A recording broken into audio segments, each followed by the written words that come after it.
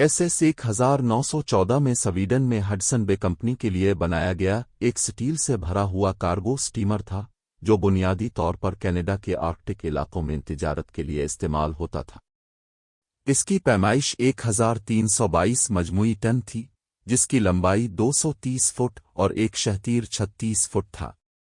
असल में का नाम दिया गया, बाद में इसका नाम रख दिया गया। जहाज की तामीर और डिज़ाइन इस वक्त के जहाज़ों की तरह था, जिसमें परविपल्शन के लिए एक ही प्रोपलर और कोयले से चलने वाले बॉयलर थे।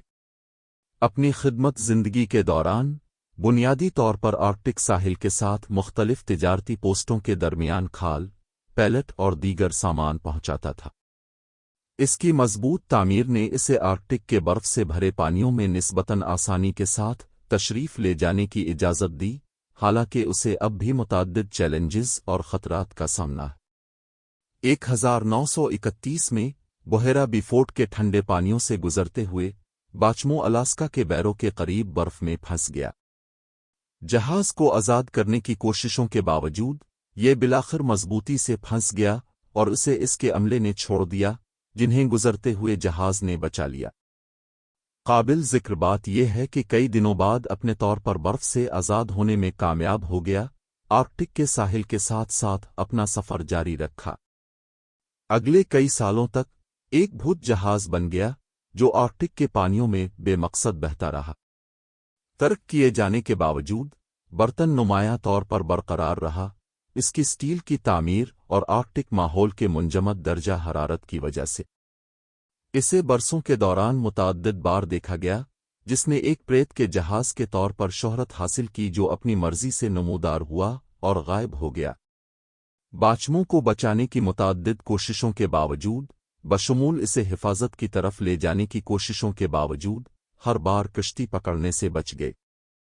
इसे आखिरी बार 1969 में अलास्का के साहिल से बहती हुई तर्क किए जाने के 3 दहाइयों बाद देखा गया था। इसकी हतमी किस्मत नामालूम है, क्योंकि ये एक बार फिर गायब हो गया इससे पहले कि कोई उसे बाज़याफ्त करने की कोशिश करे।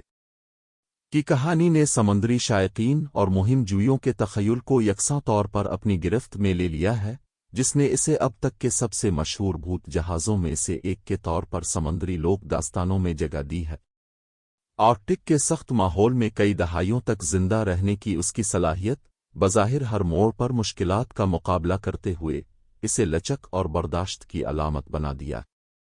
अपनी अफसानवी हैसियत के अलावा दूर दराज और नाकाबिल मुआफ़ी आर्कटिक इलाकों में कदम रखने वालों को दरपेश चैलेंजों और ख़तरात की याद दहानी के तौर पर भी काम करता है। इसकी कहानी इन मल्लाहों की बहादुरी और चालाकी का सबूत है, जिन्होंने इन गद्दार पानियों पर सफ़र किया, साथ ही कुदरत की ताकत और गैर मुतवक्के सलाहियत का भी। अगरचे की किस्मत कभी भी पूरी तरह से मालूम नहीं हो सकती है, लेकिन उसकी मीरास इसके आसपास की कहानियों और अफसानों में रहती है।